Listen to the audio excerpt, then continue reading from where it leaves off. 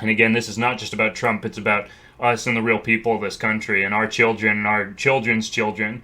And going forward, we owe it to them to do everything that we can to prevent the turning over this country into a communist socialist, hellhole.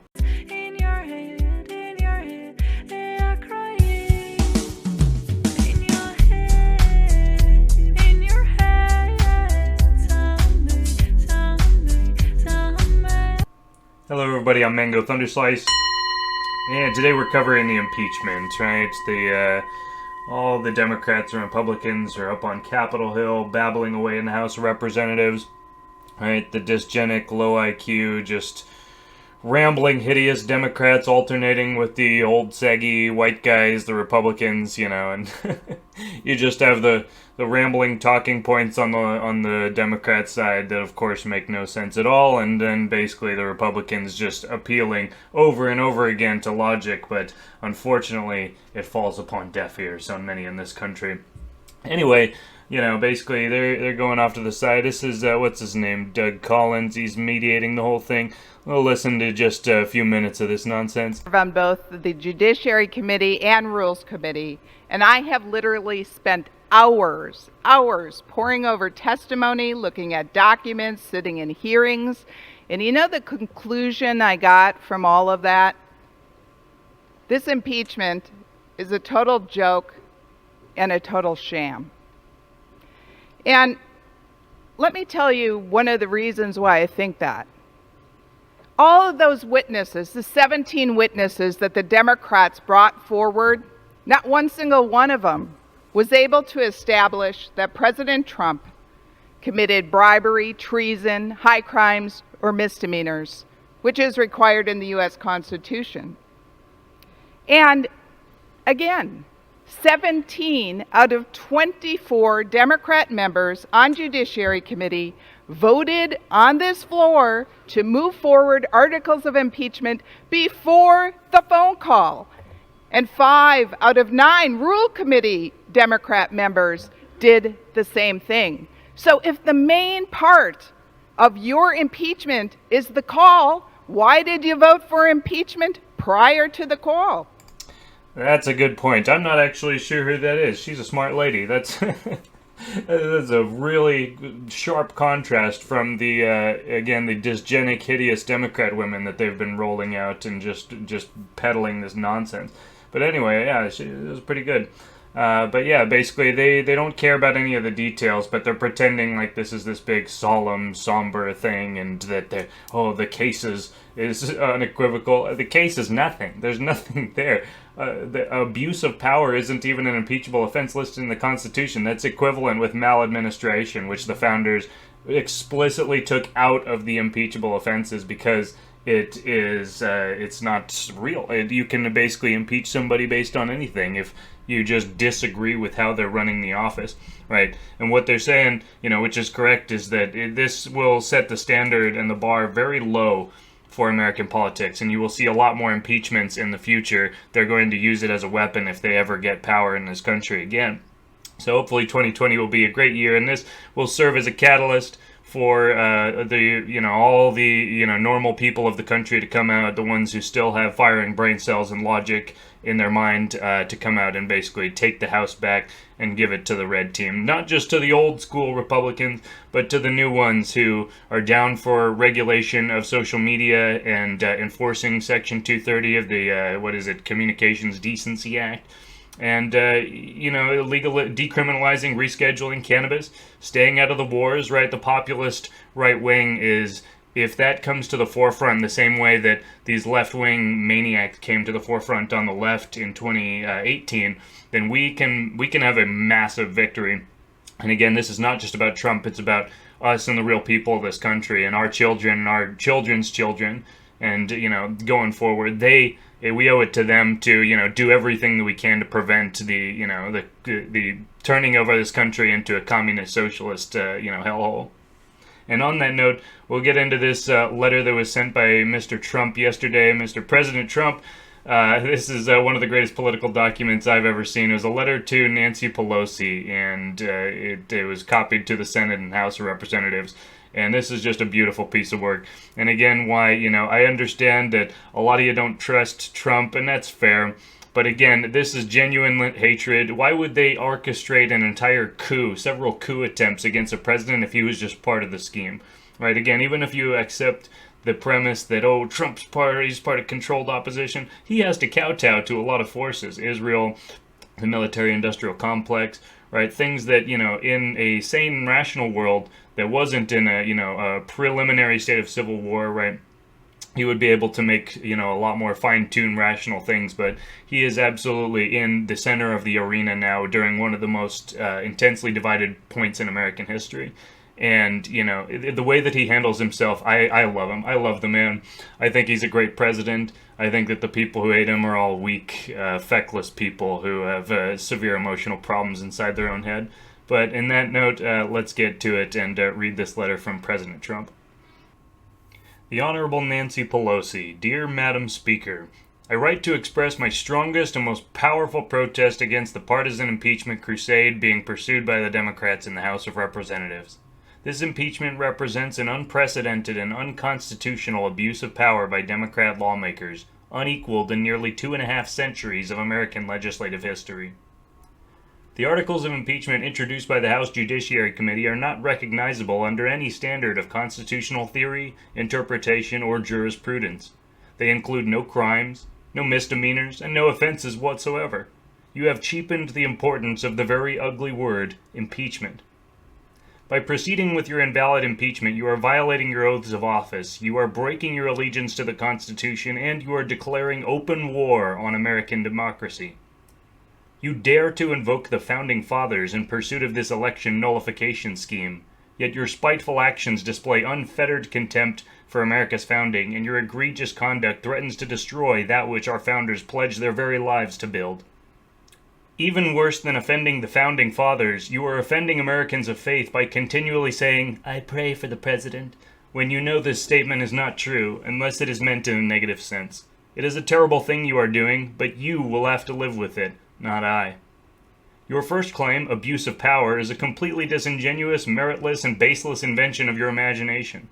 You know that I had a totally innocent conversation with the President of Ukraine.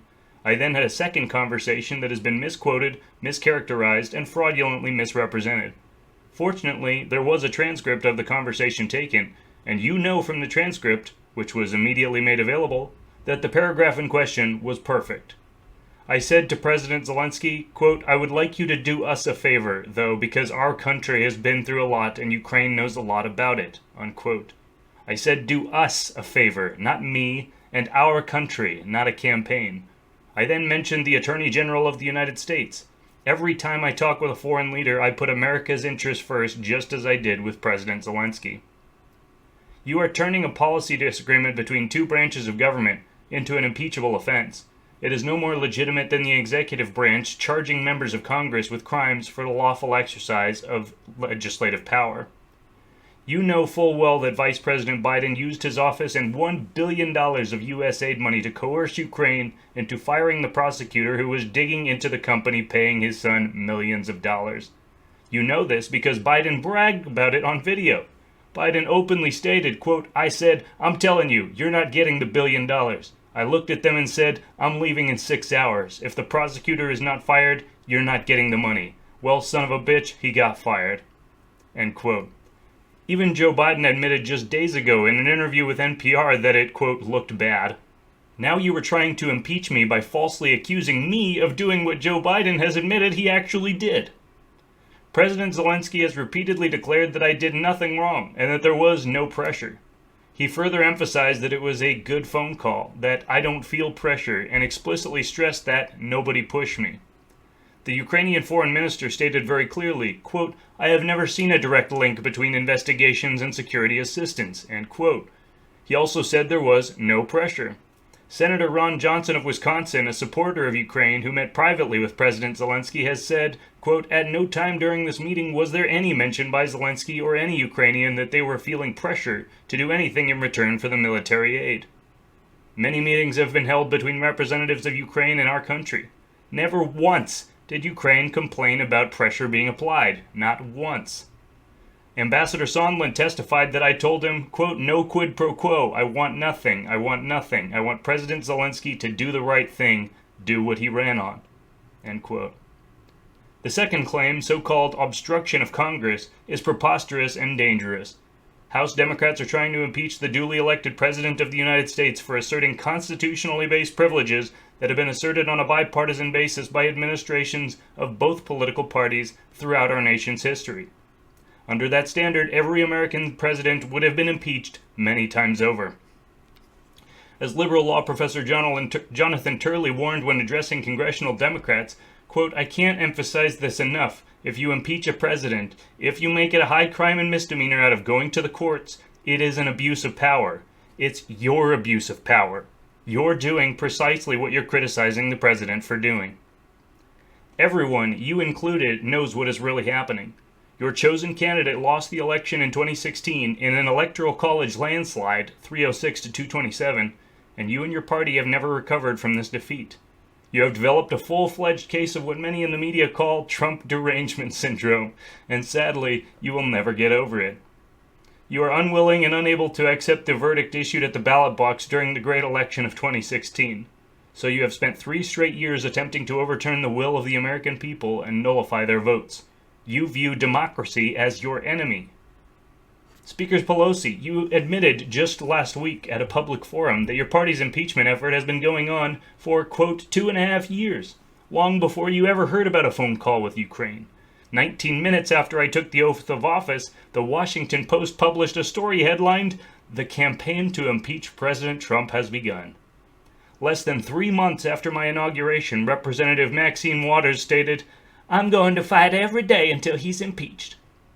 House Democrats introduced the first impeachment resolution against me within months of my inauguration for what will be regarded as one of our country's best decisions, the firing of James Comey, see Inspector General reports, who the world now knows is one of the dirtiest cops our nation has ever seen.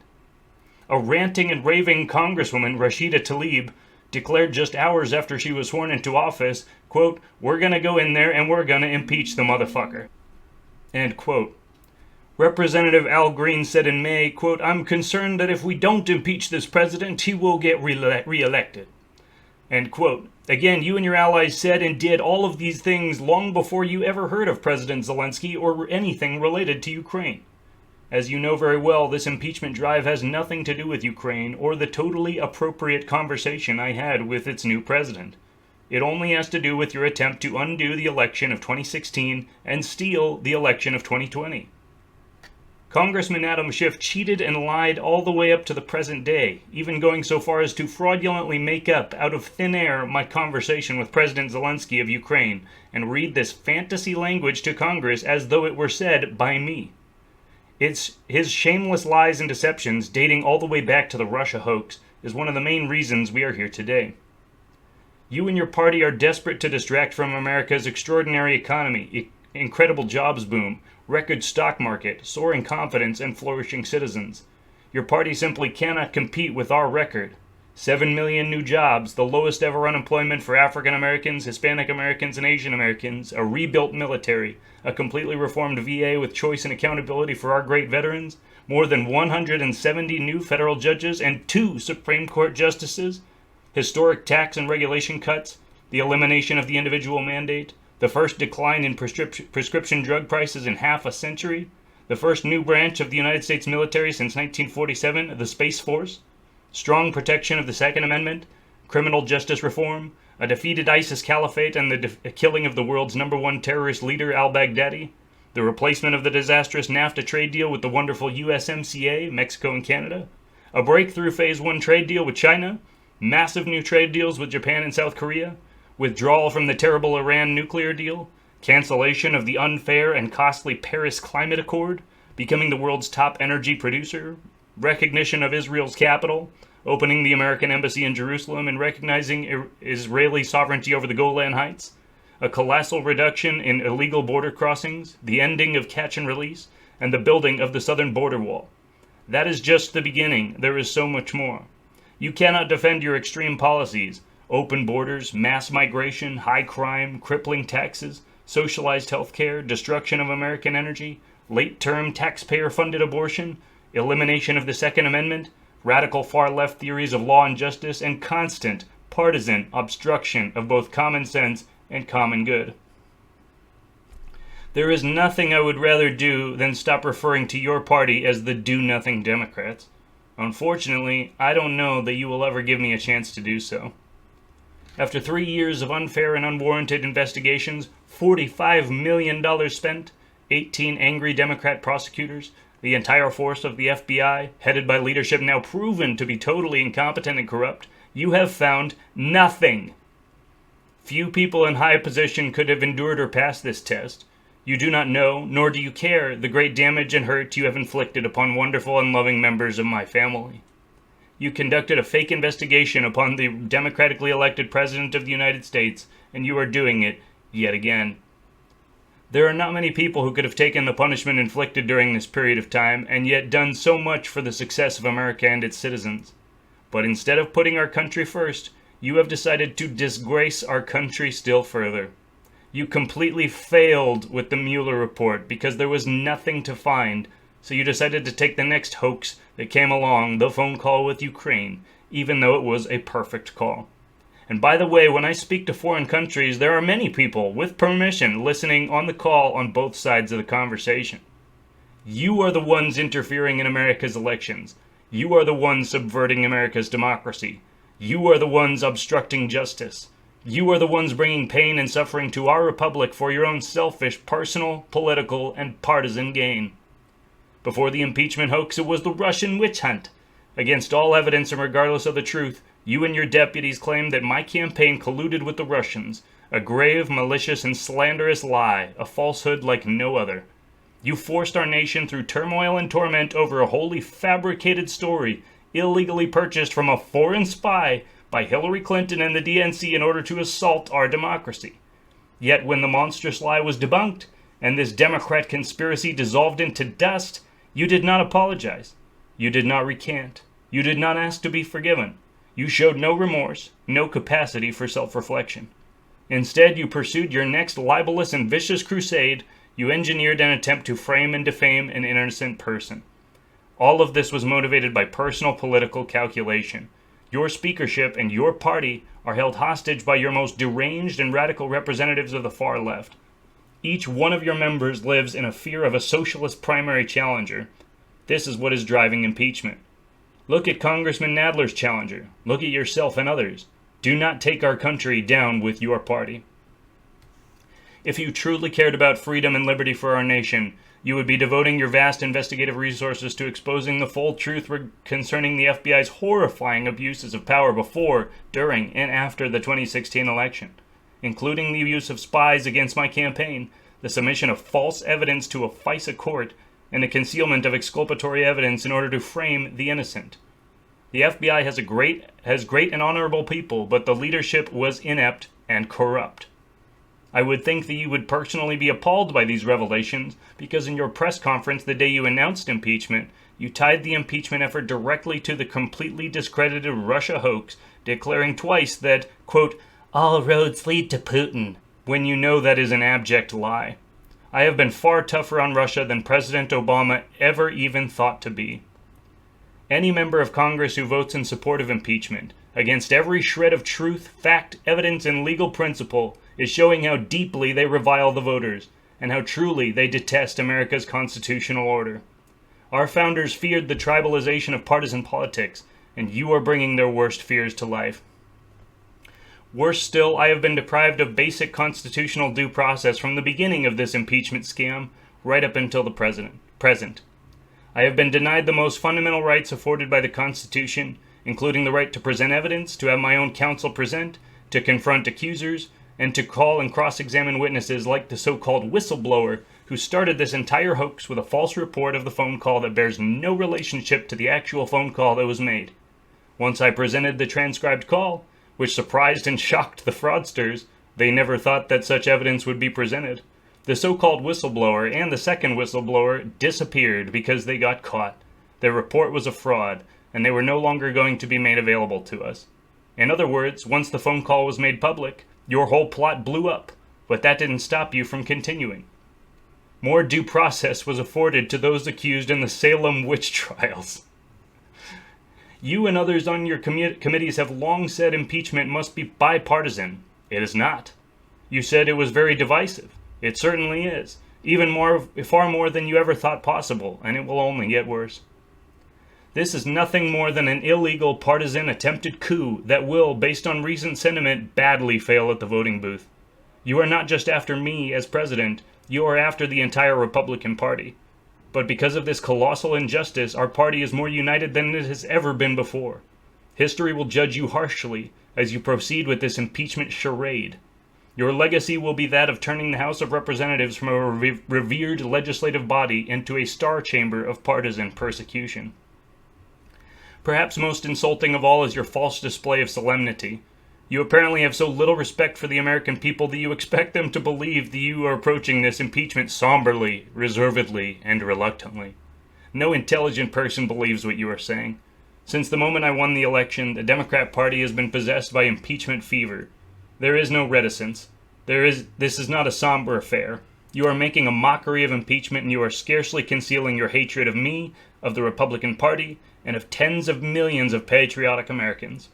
The voters are wise, and they are seeing straight through this empty, hollow, and dangerous game you are playing.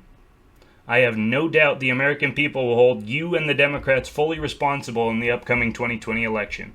They will not soon forgive your perversion of justice and abuse of power. There is far too much that needs to be done to improve the lives of our citizens.